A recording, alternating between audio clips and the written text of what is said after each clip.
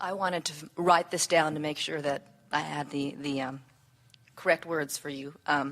So what do you feel about the issue of abortion and people aborting their babies before their time is up, or people, I mean, it's a real touchy subject with a lot of... Well, here's the thing. You are either free to be the creator of your experience or you are not. Mm-hmm. And you come together in co-creation. And the thing that so many people feel about the subject of abortion is that it is wrongdoing to another. And we say, you have to understand that any energy that is coming forth into this fetus is fully aware from that broader God force perspective of what's happening here. In other words, if you think someone like Abraham can foretell the future experience, you've got to understand that any energy coming forth into some womb of some woman knows exactly where it's going and would not come forth if they were not fully aware of what the probable outcome would be. In other words, there is no miscreating in any of that. That feeling of miscreation or that feeling of wrongdoing comes from the human standpoint that still believes in limitedness, that still believes in not enoughness. And they carry it to an extreme that say there's not enough physical bodies for the non-physical energy to come forth in. And so if you do not allow the coming to term of this fetus, then you are depriving some spirit of its one and only chance at physical life experience. And we say they could not be further from an understanding of what's taking place. That assumes that the non-physical energy doesn't know what it's doing. That assumes that the consciousness that's coming into this fetus has no clue where it's going. In other words, everything about that is upended and irrational and not coming from the basis of understanding that all is well. Because one of my clients got into a huge argument with a gentleman who's very Catholic, and he says, no woman has a right to have an abortion. And she goes, Clyde, you're not even in a woman's body. You have no say, basically. You know, it's a woman's decision and not a man's decision. So there was a huge fight. Well, there are so many people who want so much to feel better, and they can't feel better unless everybody does what they want them to do. Right. And we feel very sorry for people like that who have no prayer of controlling even their own wife, let alone all of the women. In other words, can you imagine how horrible that must be for your well-being to be dependent upon all women understanding that your truth is the only truth and them not being willing to conform to what you desperately believe is true? There are people that believe in that so much that they will take their guns and go to the abortion clinics and take the life of the doctors that are performing abortion.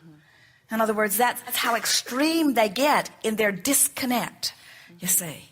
In their irrational, which is where irrationality always comes from disconnection, because when you are in vibrational alignment with who you really are, you are on secure and steady ground, and you have leeway to allow others.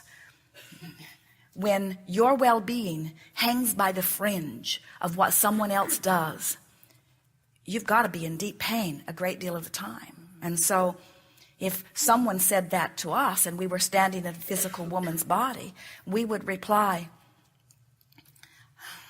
I wish that I could soothe the discomfort that you feel.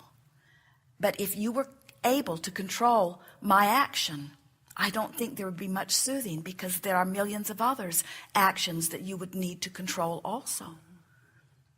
You can make your rules, you can even try to enforce it, but there will always be those. There are many hundreds of times more rules broken than there are rules kept.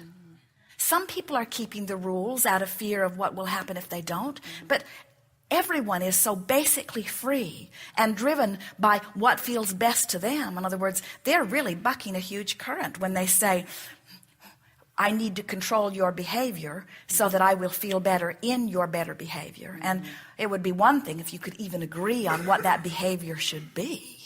But you can't come to any sort of a consensus about what the behavior should be. So you just torture each other by setting up rules that you know you can't enforce. I think the perception about abortion is that you're killing a soul in the womb. You're killing a spirit. And so I've heard pros and cons about it. I don't know what to think. First of all, you are eternal beings. You never cease to be.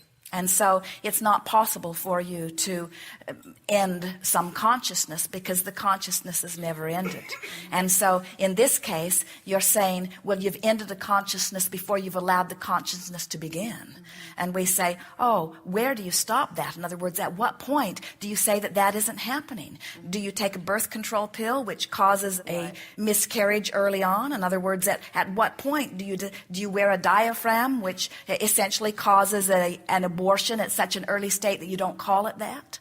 In other words, at what point do you decide that your action is inappropriate? And there are some who are very extreme about it. There are those who have pregnancy after pregnancy after pregnancy after pregnancy after pregnancy after pregnancy, sure that they are doing the right thing. There are countries that say you are only allowed one, and that are sure that they are doing the right thing as they attempt population control. In other words, your nation, your world, your physical universe is upside down and all around on this. And we are happy to end on this note, because we are wanting you to understand finally that as long as you are trying to guide your behavior by these rules that are outside of you, you're always going to be lost in the desert somewhere, because somebody else has always got a different idea about what's appropriate for you to do, and they don't know, because they cannot measure the vibrational frequency between where you want to be and where you are. They don't know what that relationship is between your vibrational frequencies. They can't guide you. Only you can guide you. But you've got to decide that you're going to guide you, and the only way that you can guide yourself is by paying attention to the way you feel.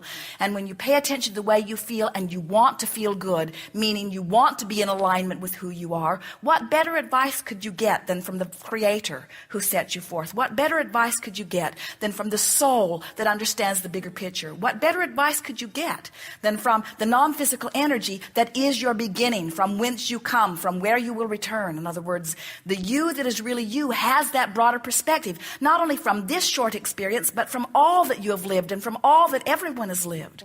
You will not be misguided by paying attention to the way you feel and reaching for the feelings that feel best. It is not possible for you to reach for what feels good and do any harm to anyone. It is not possible. So the bottom line is, I mean, according to this perception of abortion, that you're not killing a soul. It is our knowing that it is not possible for you to kill a soul. Amazing. That is a physical fallacy that is based upon shortage, which you are abundant with in your physical thinking.